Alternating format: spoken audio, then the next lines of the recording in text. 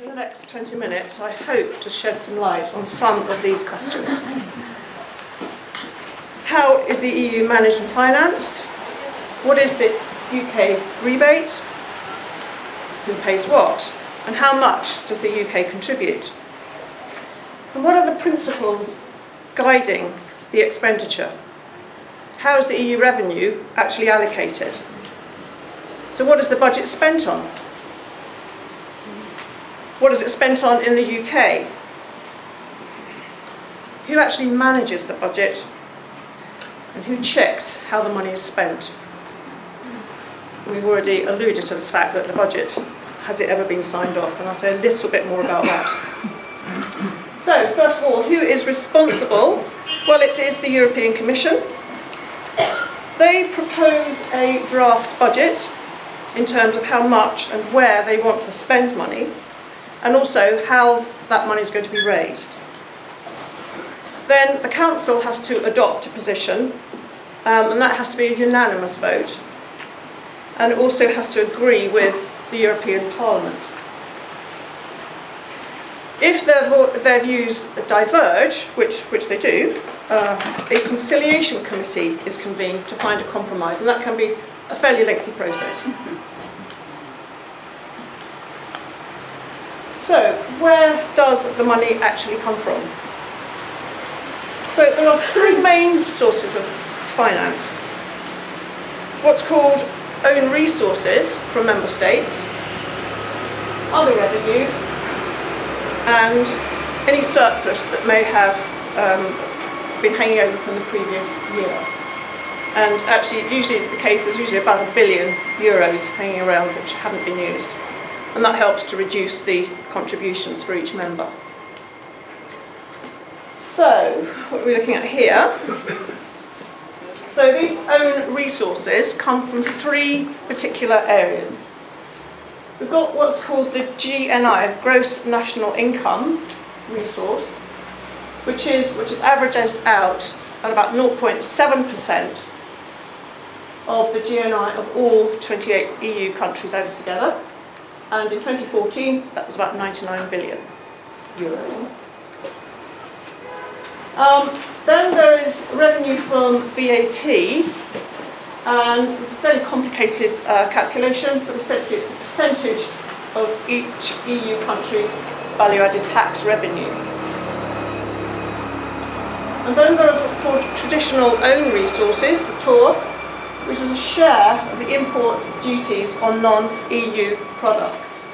There's a slight question over this one occasionally, because whether it should be included for each country, with reference to the Rotterdam effect. Goods may be, for example, delivered through Rotterdam, a port, but they're not actually being consumed in Holland, they're being taken straight through to another country. So whether the country who's actually consuming the good ought to be collecting that duty is a question. So in some statistics you'll find that the TOR is left out. So then there's other revenue, which comes from income tax from EU staff, fines on companies that breach EU rules and regulations, interest on bank accounts, and so forth.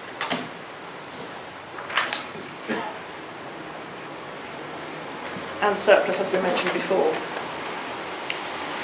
Just go back. So as you can see, the total collected in 2014 was €142 billion. So that was the budget for that year. So the UK rebate. So what's all this about? This was introduced in 1985 to correct the imbalance between the UK's share of payments to the EU and its share of EU expenditure. Initially, it was set at 66% of the difference between the UK's share of VAT own resources and the UK's share of receipts. This mechanism has been modified quite a few times since, when we now no longer get the rebate on any expenditure which is non-common agricultural policy spending in those member states that joined in 2004. In 2014, the rebate paid was just over 6 billion. And it's just worth appreciating that that's actually applied straight away. They don't actually send us a cheque for 6 billion. It's applied straight away, so it reduces our annual contribution. So I thought you'd like to know a little bit about who pays what. So I've just taken the top 4 economies in size, and also Malta, who is the smallest. So, as we can see, we are the 3rd largest in the EU, according to gross national income figures. It does rather depend whether you're looking at GDP or GNI as to where we rank. But most of the data that I've been using is on GNI, which takes account of foreign earnings.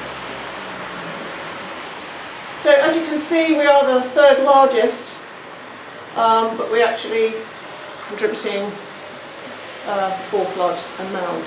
And our total contribution in 2014 was around about 14 billion euros, or just under 11 billion pounds. So as a percentage of our own country's GNI, that amounts to only 0.65%. As you can see, it's a slightly smaller percentage than many of the other countries. And it's a slightly smaller percentage than many of the other countries in terms of the total GNI of the whole EU. Okay. So how is the revenue actually spent? Well, 94% apparently all goes on what's called concrete activities on the ground. The remaining 6% covers administrative costs for all EU institutions, not just the Commission, but for all EU institutions. Looking at how this revenue is allocated, I thought it would be useful to look at what the principles are that are guiding these decisions. And the European Commission has 10 priorities. The President, currently Mr. Jean-Claude Juncker, he defines the policy direction for the Commission, which then enables the Commissioners together to decide strategic objectives and produce an annual work programme based on these 10 priorities. So he would like to see a new boost for jobs, growth and investment, with a focus here on stimulating private investment, less regulation and ease of access for small and medium-sized enterprises. A connected digital market to boost employment and growth. A resilient energy union with a forward-looking climate change policy. This is about pooling resources, combining infrastructures and diversification of energy sources. A deeper and fairer internal market with a strengthened industrial base. They see the need to increase manufacturing as a share of GDP, and as part of that, that a capital markets union with further integration of capital markets is seen as important. A deeper and fairer economic and monetary union, both legislative and non-legislative initiatives. A rebalancing of how stability support is granted to Eurozone countries in difficulty. Not just a fiscal sustainability assessment, but also a social impact assessment they'd like to include. A reasonable and balanced free trade agreement with the US. Moving swiftly on. An area of justice and fundamental rights based on mutual trust, combating cross-border crime and terrorism. They're looking towards a new policy for integration, a new policy on legal migration, and a more robust approach to what they describe as irregular migration. So the European Union would like to be seen as a stronger global actor, more synergies in defence procurement, pooling of defence capabilities. It's very much seen as a union of democratic change. So if that was a backdrop, how is the money actually to be spent? How do they make that decision? So, firstly, what's called a multi-annual financial framework is set. And they set the spending priorities based on these guidelines, these priorities, for a 5 to 7 year period. We're currently in the 2014 to 20 framework, which covers 7 years. And this proposal has to be adopted by the Council by unanimity and be in agreement with the European Parliament. So the MFF is a framework for financial programming. It's not quite a budget yet. It lays down the maximum amounts which may be spent in 6 different political fields or headings. So those areas of priority that I mentioned will all be fed into what are called certain headings. And there are 6 main headings which cover all of the activity within the spending of the budget. And a ruling that the overall spending must not exceed more than 1.23% of the EU's GNI, and that's a decision made between the Council and Parliament. Currently, it's around about 1% of the whole of the EU's GNI. They also identify special instruments or special funds which will enable the EU to react to unforeseen events, such as crisis and emergency situations. So, for this whole period that we're currently in, 2014 to 2020, the maximum amount that has been agreed that can be spent is 960 billion for what are called commitments. And this refers to legal promises to spend money on certain projects, contracts, etc. So it's illegal. So they won't necessarily take place in a particular year. They may straddle a number of years. And payments, 908 billion on payments. This is money that's actually expected to be paid out. And it's worth noting that the ceiling for commitments was cut in real terms. The previous multi-annual financial framework for 2007 to 13 stood at 994 billion euros. So we are seeing a reduction, and there are certainly moves to maintain that reduction. And so that was the overall strategy, and then the annual budget within that programme will be identified each year and has to be approved by October, November of the year prior. So let's look a little bit at where the money is actually spent. So remember I mentioned 6 headings. These are categories of expense. And you'll see that in the blue and in the green, basically are talking about growth. So smart and inclusive growth is split into 2 areas. Competitiveness for growth and jobs. This is the 12% element. This includes research, innovation, education, training, trans-European networks in energy, transport and telecommunications, social policy and development of enterprises. The larger section there, the 34%, is on economic, social and territorial cohesion that's been referred to, which covers regional policy. And this uses the structural and cohesion funds which direct resources to the less developed EU countries in the hope that they will catch up with the rest of us. Sustainable growth, natural resources. This area represents, most of this is represents the common agricultural budget, which is about 40% of all EU funds, and also includes European Maritime and Fisheries Fund, rural development and environmental projects. And then we have security and citizenship, only 1% total spend, but this covers things like justice and home affairs, border protection, immigration, asylum policy, consumer protection, etc. Global Europe is about 6% of the total spend and covers what we might call foreign policy, but external action. So maybe development assistance or humanitarian aid. Administration, same amount, 6%.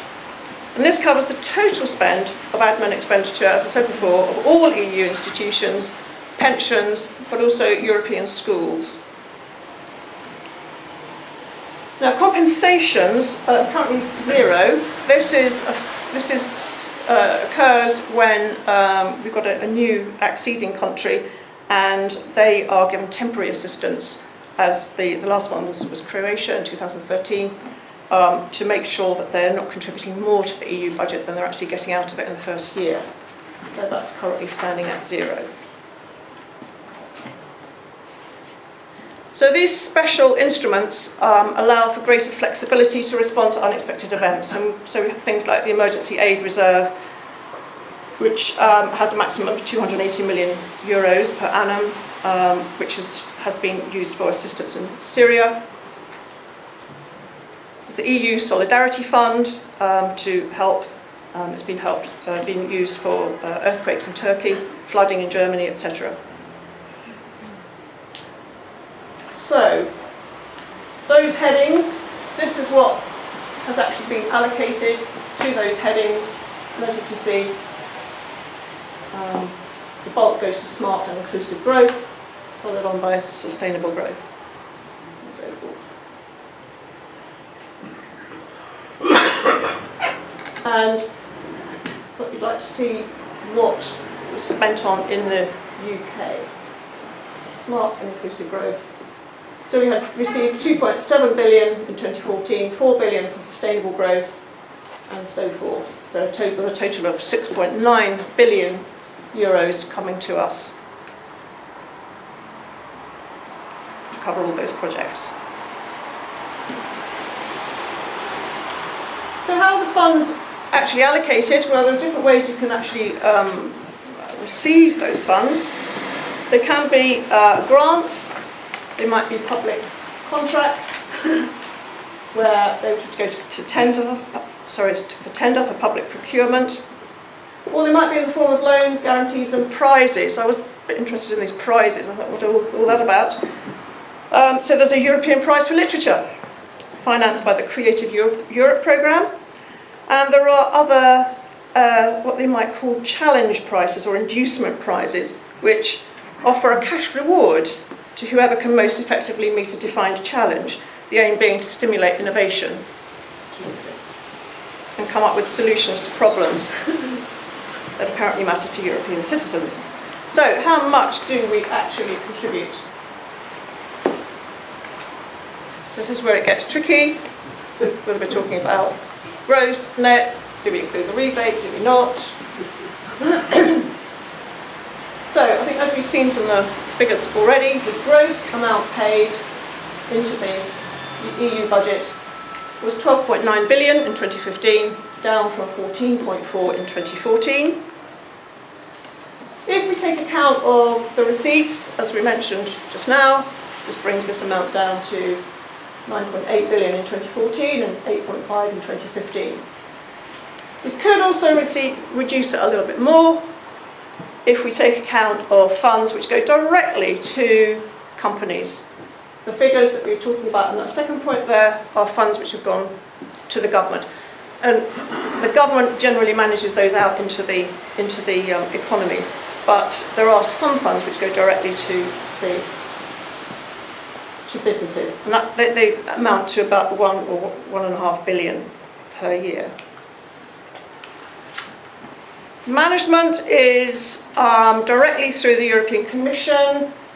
80% of funds are managed by the member states. They receive the funds, and therefore they have to manage them.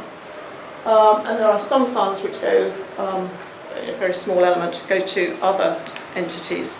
So the bulk of the management is shared management through with the Commission and the member states. So, who checks how the money is spent? Well, the European Commission has overall responsibility. The European Court of Auditors hopefully issues a clean bill of health, but it also has to be discharged by the European Parliament. So the ECA assess the revenues, payments and commitments and decides if they have been made in accordance with relevant rules and regulations. Now, contrary to popular opinion, the ECA has signed off the accounts every year, certainly since 2007. So what they're saying when they sign them off is that they are prepared, that they were prepared according to international standards and present a true and fair view of the EU's finances. But this does not mean that they are without error. In 2014, the court assessed that 4.4% of budgetary expenditure was overpaid in error, and concluded that supervisory and control systems are only partially effective in ensuring the legality and regularity of payments. So, make the distinction here. Income, there were no questions about. It was how the monies were actually being spent. The example they gave was claiming for assistance for 150 sheep. The farmer, in fact, has no sheep. So the point about that is apparently that although the funds should not have been paid out, they weren't deemed synonymous with fraud. The error rate has been consistently above what's called the materiality threshold of 2%. 2% is set as the level above which it's really not acceptable. And in fact, only EU administrative spending is within that materiality threshold. The European Parliament, they have to scrutinise everything that's spent, takes account of the opinion of the EU Court of Auditors, and if it's discharged, if it's granted, they discharge the accounts, they're closed and set up. Last slide. As I think we've heard, the Parliament has refused to grant discharge to various EU agencies, including the European Commission, and as I say, we've heard already in 1998 on allegations of corruption, they refused to discharge.